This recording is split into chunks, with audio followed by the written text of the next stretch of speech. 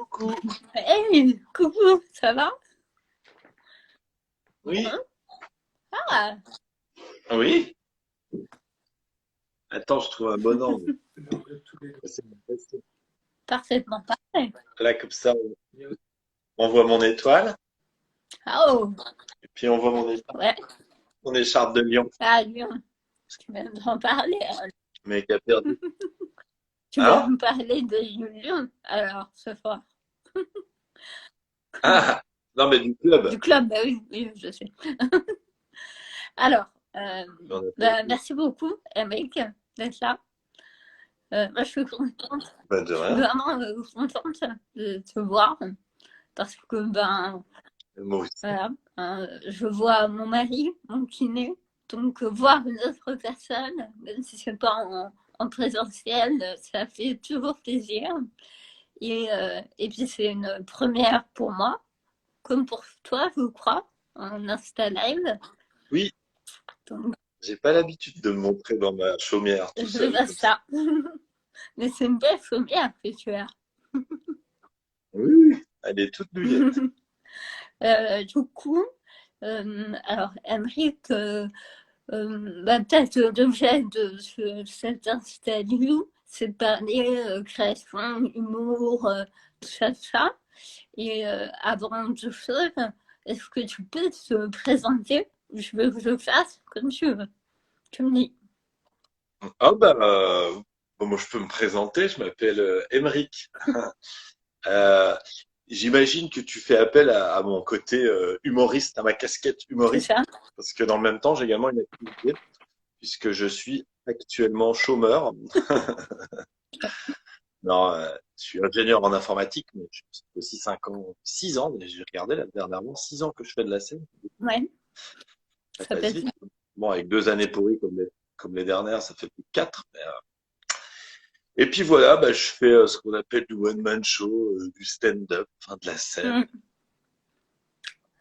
Puis j'ai 40 ans maintenant, je suis un vieux, Ouh. Ça va quand surtout même. dans le monde du stand-up. Mmh. Bah, quand on joue qu'avec des gens qui ont 25 ans, ouais, Ouais, je ça sens fait, passer. c'est pas pareil. Ouais. Et du coup, Ouais. euh, moi, c'est vrai que quand je t'ai rencontré la première fois, je t'ai vu sur scène Mhm. pendant le talent de Minimum Temps. Et en fait, Ouais. enfin, tu tiens un personnage, mais je n'avais pas capté que c'était un personnage. Donc, je pensais que c'était très Au méchant début. et très romancoutiste. Et j'avais peur de parler. Bon, bah, après, je me suis rendu compte que tu avais en fait des talents de comédien. Donc, donc voilà, donc j'ai appris Je suis assez je m'en foutiste. aussi. Je suis assez je m'en foutiste, mais pas trop méchant. C'est ça, voilà. Voilà, t'as un côté cool la vie, on se prend pas la tête, mais c'est pas méchant. Voilà, c'est ça que je voulais dire. Et même, je dois dire que tu, comment dire, enfin, dans le milieu, je dis j'ai 40 ans, je joue avec des petits jeunes, mais tu es quand même connu par ces petits jeunes-là. Tu es reconnu, Ah bah, t'es partout. reconnu par le public et tu es plébiscité par les pros. Et je dis pas ça en l'air, parce que tu as quand même remporté pas mal de concours, de prix lors Ouais. de festivals d'humour. Est-ce que je peux m'en dire un peu plus et partager ça avec... Ouais. C'est Kian Kojandi qui disait moi, j'ai jamais remporté de prix, mais pourtant, j'ai fait une bonne carrière. Quand je l'ai entendu dire ça, je me suis dit, bah, moi, j'ai remporté plein de prix, et puis j'ai pas fait une carrière de ouf. Non, mais oui, c'est vrai que après, moi, c'est toujours ce truc, comme j'ai les deux activités en même temps, c'est parfois difficile. Justement, les petits jeunes de 25 ans, ils ont l'avantage d'avoir que ça comme objectif. Moi, des fois, j'hésite toujours un petit peu, mais je sais plus c'était quoi la question d'ailleurs. Mais oui, effectivement, j'ai gagné pas mal de prix. Souvent, je plais pas mal aux professionnels, au public aussi, j'espère, mais comme j'ai un truc un peu décalé, ça tape beaucoup plus à l'œil de ceux qui sont déjà dans le milieu. Parce que parfois, il ne faut pas que je tombe dans le piège d'être un humoriste pour humoriste, mais bon, j'arrive quand même à faire marrer les gens. Oui, je te confirme.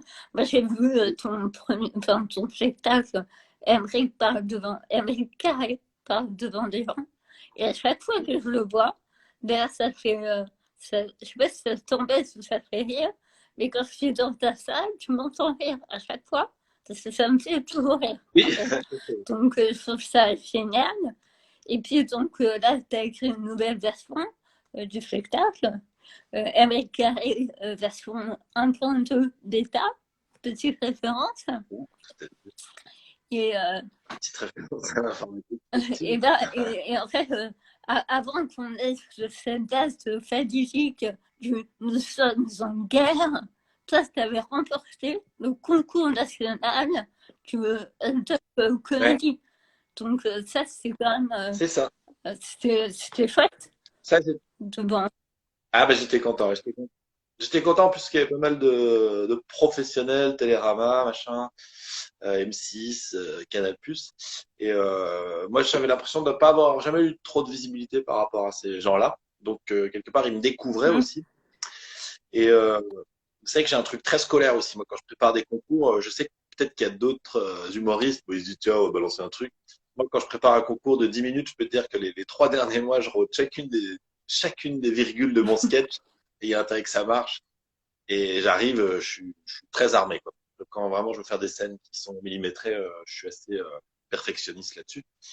Qui, effectivement, bah, donne l'impression que c'est plus drôle. Enfin, et sans doute un peu meilleure qualité Ouais. que quelqu'un qui est un peu moins perfectionniste. Et ouais, non, mais c'était super cool ce concours. Malheureusement, c'était à l'européen. C'est la première fois que je joue à l'européen Ouais. aussi. C'est hyper C'était récent. énorme. Moi, j'ai pas. Et malheureusement, c'était là, c'est quand la France a commencé à décliner. C'est-à-dire après les gilets jaunes, il y a eu les grèves. Donc là, c'était la cata des grèves. Donc déjà, il y avait moitié moins de salles. Et là, en fait, ce qu'on savait pas, c'est qu'on aurait juste dû être heureux parce que c'était rien par rapport à l'ouragan Ouais. qui allait arriver. Mais non, mais c'était hyper cool, ce concours. Et puis, ouais, c'est un concours national. Je sais qu'il y a pas mal d'humoristes qui étaient quand même plutôt qualifiés de participer à ce truc-là. Bah, après, ça fait plaisir, mais les concours, bon, c'est un peu comme les médailles en sport, quoi. On les accroche à son mur. D'ailleurs, il devait être sur mon mur, d'ailleurs. Mais après, ça bouge plus, quoi. Je peux en faire quelque chose. Ouais, bah, Il vaut mieux, il faut, là, le hold-up faut jamais. comédie, ça aurait pu déboucher sur une date dans un théâtre parisien. C'était ça qui était J'ai intéressant. j'ai même, j'ai même envie de dire, ça aurait dû. Aurait dû. Ah, C'est mon règlement. Bref, il y a eu des petites. On va dire qu'il y a eu le Covid qui est c'est passé ça. par là. C'est ça. Et je me demande toi, comment tu vis cette période assez inédite Bah, et bah, comment tu vis ça en tant qu'humoriste, en tant qu'être humain aussi, hein, ouais. mais en tant qu'humoriste Ouais. aussi. Toi qui es humoriste, tu dois savoir ça, enfin, tu dois ressentir ce truc-là. J'en ai parlé à pas mal d'autres humoristes. En gros, moi, ce que je constate, c'est qu'il y a 80% des humoristes, ils ont complètement lâché le truc, c'est-à-dire qu'ils sont incapables Mm. d'écrire.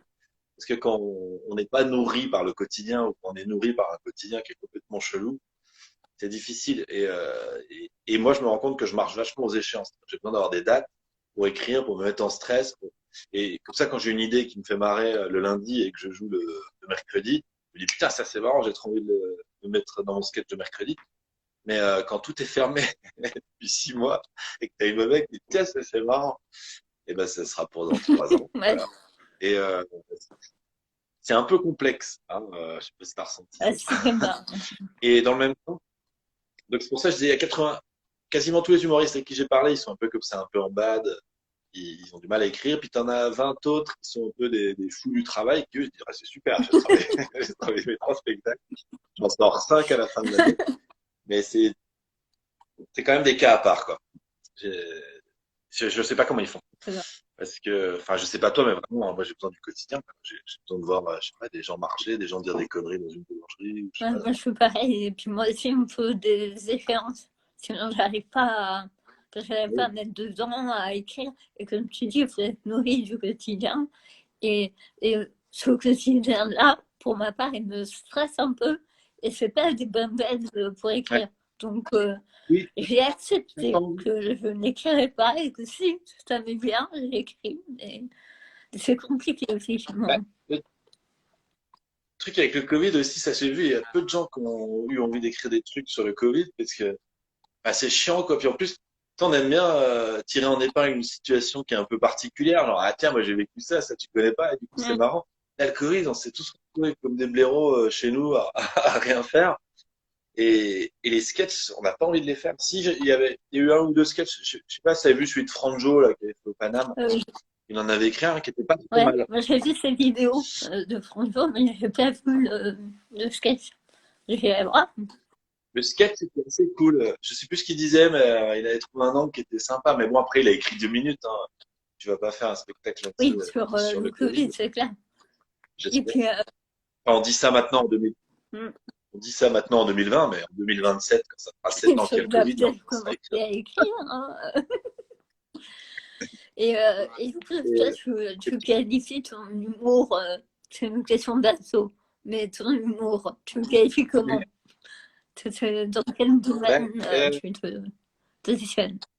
ouais, c'est pas si bateau parce que c'est quand même enfin, je trouve qu'on est quand même amené à se poser cette question. D'ailleurs, c'est une bonne question. Je me demande pourquoi déjà on est amené à se poser cette question parce que les gens ont toujours besoin d'avoir des étiquettes. Du coup, nous-mêmes, on se met des étiquettes. En fait, finalement, on pourrait presque dire, écoute, moi j'ai un humour drôle, point. Si t'aimes, t'aimes pas.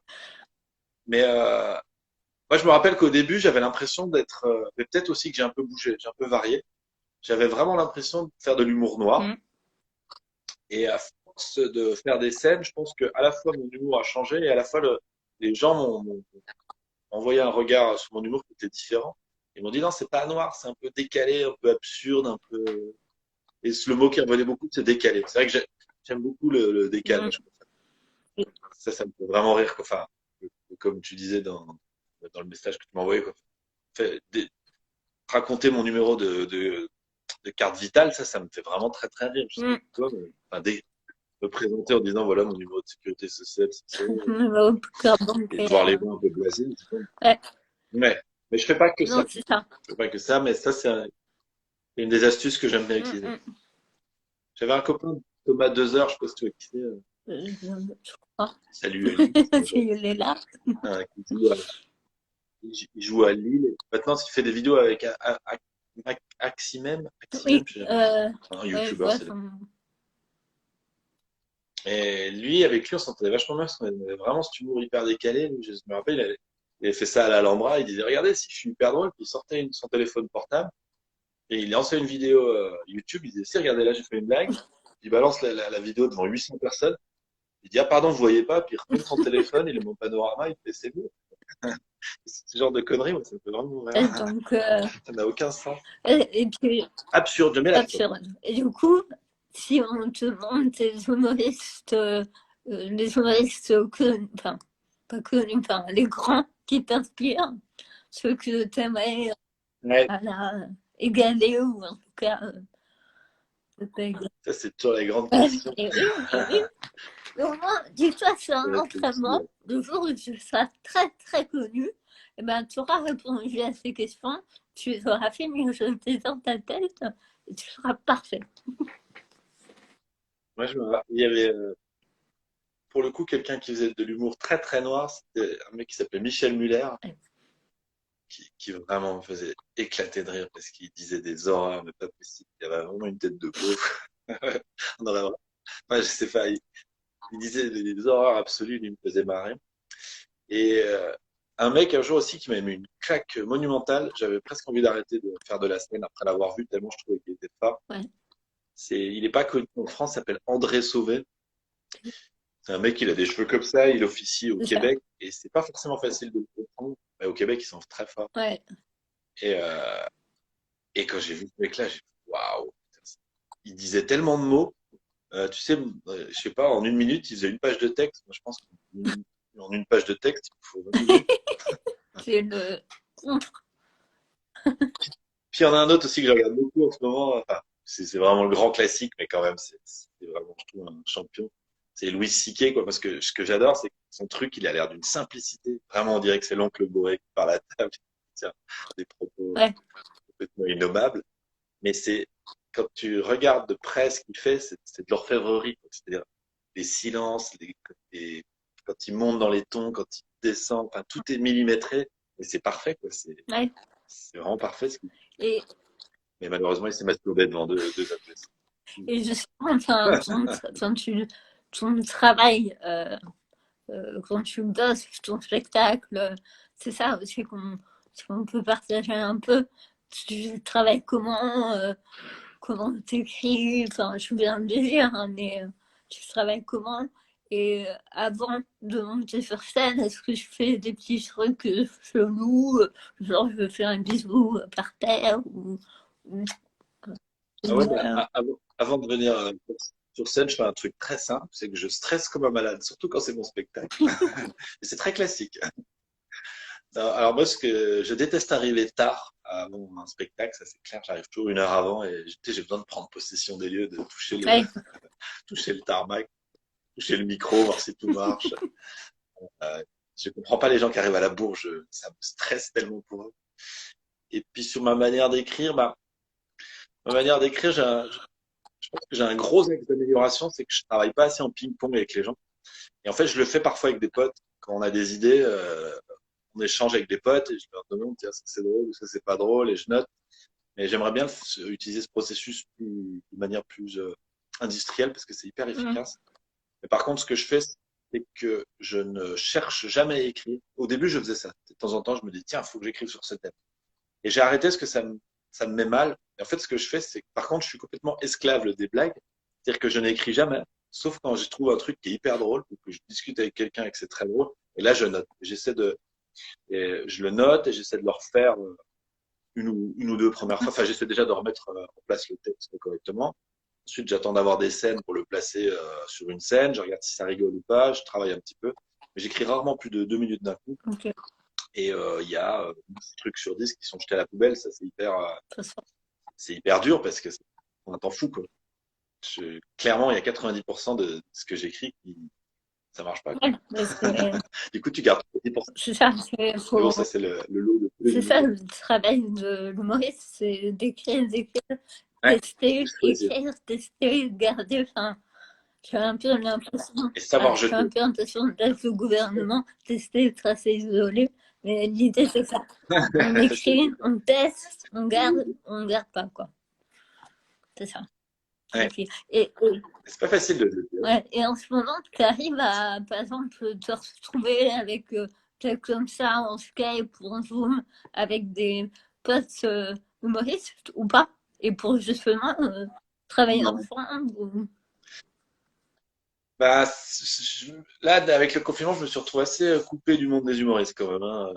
C'est vrai que, parce que d'ailleurs, je me faisais la réflexion là, dernièrement, ça me manquait un peu. Moi, tu sais, j'ai le Montreux Comedy Club que je tiens avec Julie ouais. Doucet. Et nous, c'était notre petit rendez-vous. Donc, on a une petite scène à Montreuil où il y avait régulièrement 30 à 50 personnes tous les deux Mmh. jeudis. En plus, on voulait augmenter un petit peu la cadence, faire, je sais pas, une fois le jeudi, une fois le samedi, enfin bien augmenter le truc. Et puis, paf, il y a le confinement qui est tombé. Et moi, c'était vraiment le rendez-vous où je voyais les humoristes tourner parce que je les sélectionnais avec Julie, on les voyait. Et sur toutes les scènes, je les voyais. Puis en plus, en tant qu'humoriste, comme on a l'habitude de se retrouver sur les scènes, parfois on ne fait pas forcément. Puis comme on a beaucoup de Mmh. scènes, parfois on ne fait pas forcément l'effort de se trouver des créneaux. Et là, quand il n'y a pas de scène, quand tu fais pas d'humour, si j'ai fait une fois une partie avec une partie de jeux vidéo, je sais même plus ce que c'était, j'y comprenais rien du tout, mais c'était assez marrant avec comment il s'appelle, avec Ouais. Anto Nutella, Anto du rire, et avec je sais plus, il y avait Marie Reynaud, il y avait d'autres, je sais plus qui il y avait exactement. C'était sympa, mais toi, ça, c'était le premier jour du confinement. D'accord. On était surmotivés. Et, et, et il y a quelqu'un qui te demande où tu vis, Eric. Ben, à Comment ça Montreuil. va? Regarde comme c'est joli. Ça, c'est mon étoile. On croirait que c'est Lyon. Ouais. Mais ouais, du coup, tu avais la motive le premier jour, mais après, ben, forcément, ça s'est Ben, éternisé, quoi. Donc, c'est compliqué. c'est un peu le pire du confinement, quoi. C'est qu'on a beaucoup de motifs. Enfin, de toute façon, on l'a tous vu, hein, le premier confinement. Première semaine, on était C'est tout clair, excités. Tout le monde voulait révolutionner le monde, faire des c'est jardins, ça. construire, faire du pain. Beaucoup de pain. Beaucoup de pain, ouais, il y a eu beaucoup de pain. Donc, il y a eu beaucoup de baguettes les 2 premiers jours.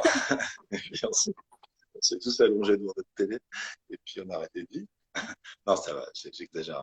Non, Mais c'est dur quand même. c'est compliqué. Tu sais, c'est de passer d'un monde où on est surconnecté à un monde où tu es de toi.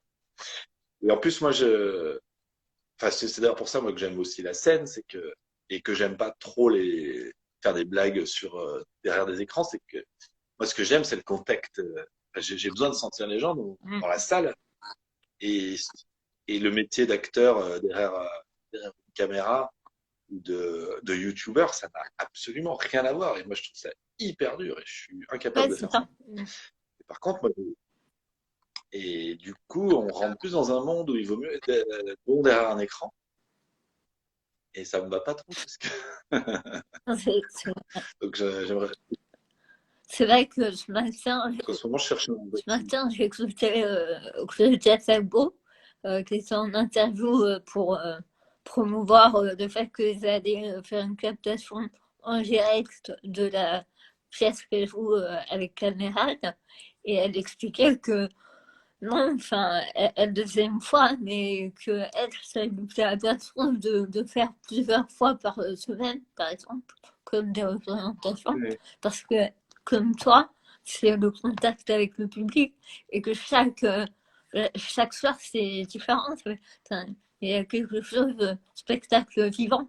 Donc, et comme tu dis, sans dénigrer le travail des youtubeurs ou quoi, parce que moi, je serais incapable, comme toi, de faire ce qu'ils font.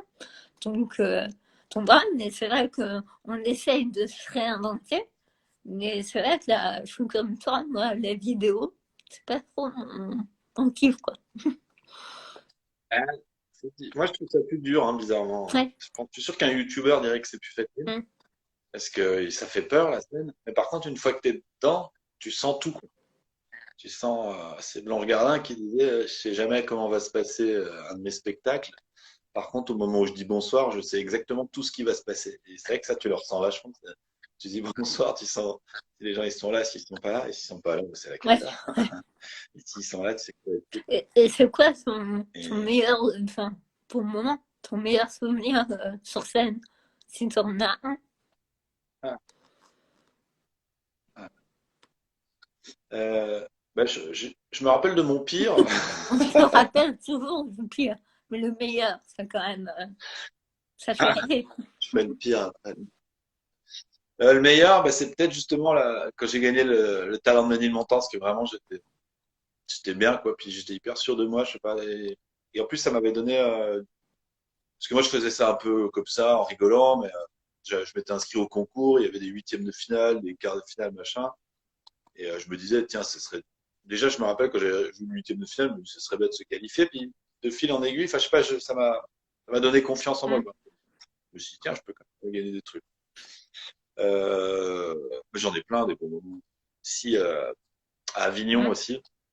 À Avignon, au Palace, Ouais. il y avait une scène de Moadji. Mm. Et c'était la scène, le best des humoristes. Je sais pas, c'était pas forcément les Le meilleurs. best-of Il y de avait, il y avait du... l'humour. Voilà. Mais enfin, si, il y avait quand même. Enfin, moi, quand je suis passé, il y avait du bon Ouais. niveau. Je ne me rappelle plus de personne. Il y avait Jérémy Lorca, Ouais, Blackster, des quand gens même. comme ça. Timothée Postonnet. Et donc, des gens qui sont bons, quoi. Et je l'avais fait deux fois. Donc, dès que j'étais arrivé à Avignon, euh, j'avais fait une première fois. Puis, je voulais absolument faire une chanson que j'avais dans la tête sur Mbappé. Mm. Et sauf que je l'avais appris il n'y a pas longtemps. Moi, je suis assez lent pour apprendre. En fait, je suis arrivé sur scène, je me rappelais la moitié de mon texte, puis c'était la cata. Puis Moadji, il me connaissait pas du tout. Il disait, putain, c'est vraiment nul. J'étais dégoûté. Et du coup, je l'avais saoulé pour repasser une fois durant les 3 semaines où j'étais à Avignon. Et puis, 2 jours avant de partir, j'avais refait une scène justement avec tous Mm. ces gens. Et, et là, je m'étais dit, par contre, t'arrêtes tes conneries, tu fais ton meilleur. Et là, vraiment, j'avais fait une scène où les gens de devant, ils avaient failli s'étouffer, quoi. Enfin, il y en a un, je lui ai dit, mais on a des fibrillateurs, mais vraiment, il ne pouvait plus de rire et c'était hyper cool, quoi. C'est ouf. C'était vraiment Ok. Et puis le mauvais moment, enfin, c'est pas un mauvais moment, c'est plutôt un moment rigolo.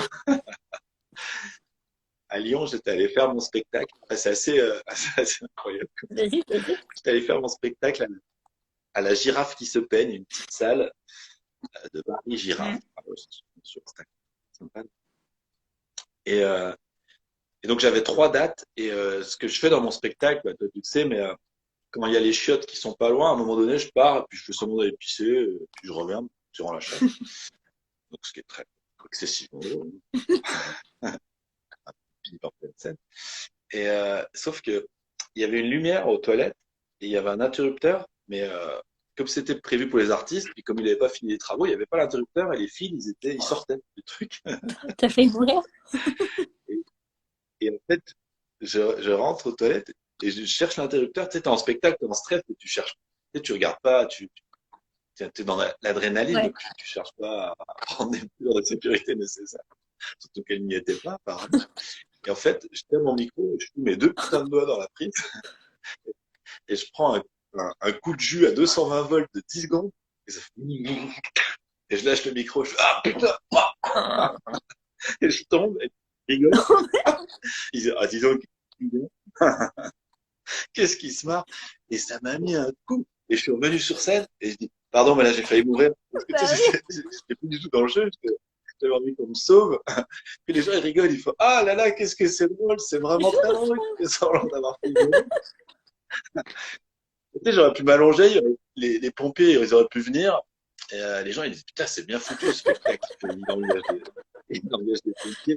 Il fait semblant d'être mort depuis 3 quarts d'heure, dis donc. C'est ça, dans ces des moments comme ça, au final, les gens, s'ils t'arrêtent un truc, ils savent plus si c'est du lard ou du cochon. Mais oui, mais surtout que moi, j'arrête pas de jouer là-dessus. Mm. Donc, et je peux dire que ça réveille. Hein. Oh là là, le coup de jus, quoi. Et ça. Et je l'ai enregistré, Ouais. je l'ai en audio, ce Ouais. truc-là. Et des fois, je le réécoute.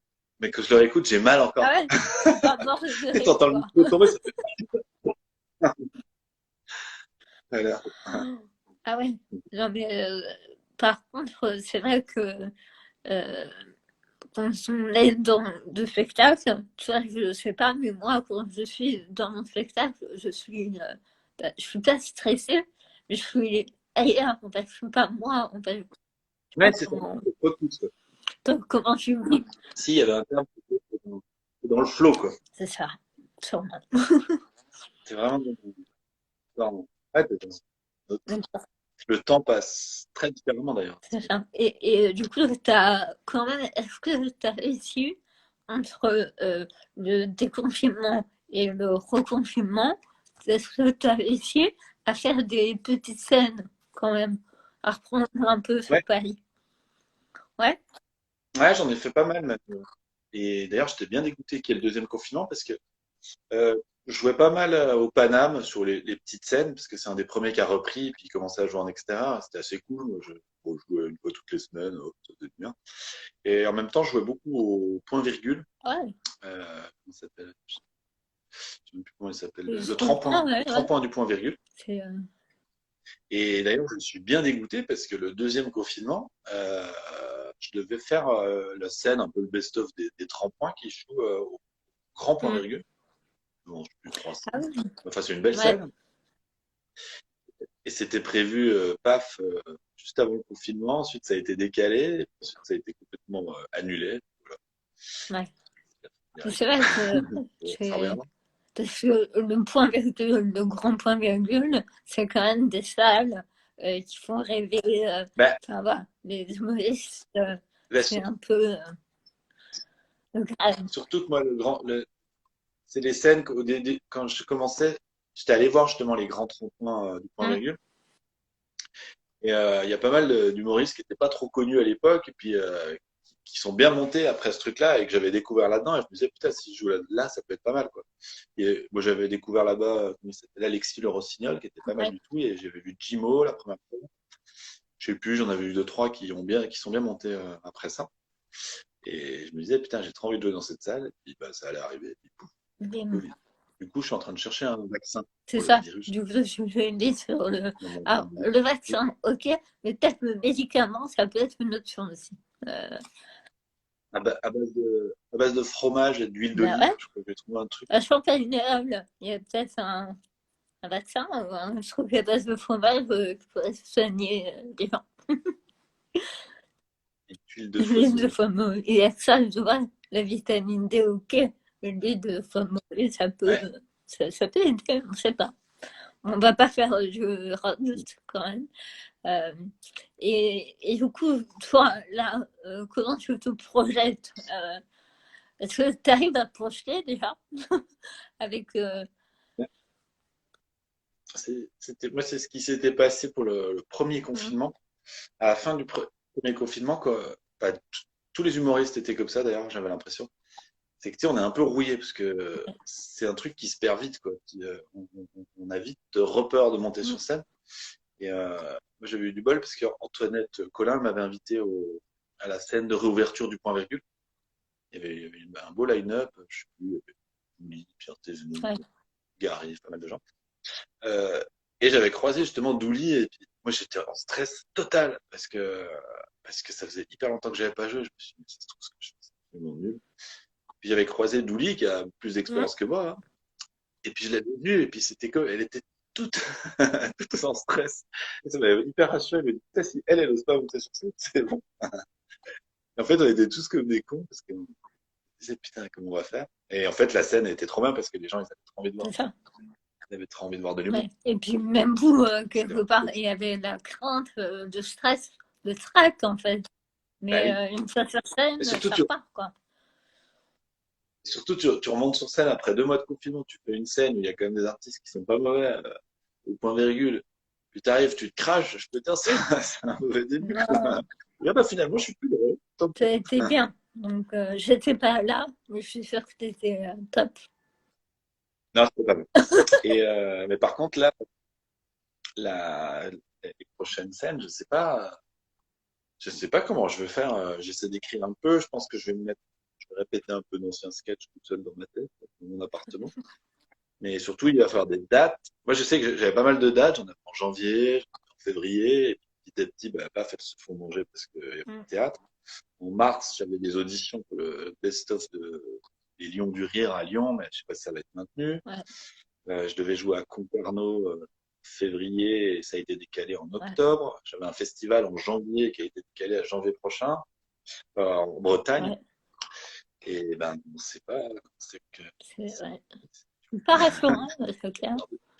Ouais. du coup, j'ai lâché prise totalement. J'attends rien du tout. J'espère plus rien. Ok. Et donc, ouais. Toi, tu avais quand même pas mal de dates de prévues et qu'on était donc annulées, reportées quand même pour certaines. Ouais, C'est pas j'en ai eu quelques-unes. quelques-unes. Mais bon. Ça va. Parce que quand je vois les artistes qui avaient des dates régulièrement ou des gros trucs, je sais plus, c'était Nadim par exemple. Nadim, lui, il devait faire comment ça s'appelle là, le FUP. Oui, Enfin, tous ceux qui devaient faire le FUP l'année dernière, par exemple, alors qu'ils sont trop, c'est un super festival à Paris pour les jeunes, et ben, paf, c'était scratché en gros. ouais. Donc, ça va, je me comprends. Et donc, ouais, donc, attends, je vais chercher mes mots maintenant. Je ne me rappelle plus. Si, je Hein? sais, c'est pour. Je vais le trouver un petit peu. À la fin de cette Insta Live, interview, je te Mhm. propose De l'interview mettre tout en nu. un mot. Hein? Euh, Ah oui. Donc, pas besoin de mettre tout nu non, alors. non, Émeric, on n'a pas tout. Ok, des gens sont célibataires pour un Saint-Valentin, ça leur fera peut-être plaisir, mais pas tout le monde. Ça va, c'est quoi ce mode de se mettre tout nu? Alors, l'interview en un mot. Bon, bah, Ah, c'est dur. 2020 en un mot.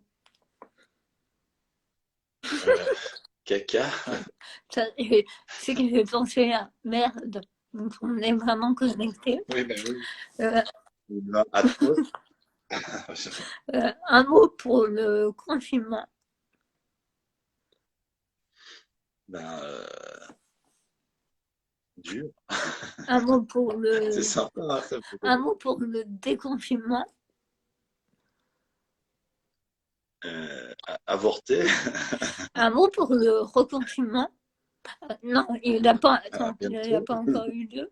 Non, on va dire un mot pour l'avenir et est-ce que tu as envie de partager avec les gens qui nous regardent, où on peut se retrouver, Bah, tout ça, tout ça. l'avenir, c'est vaccin.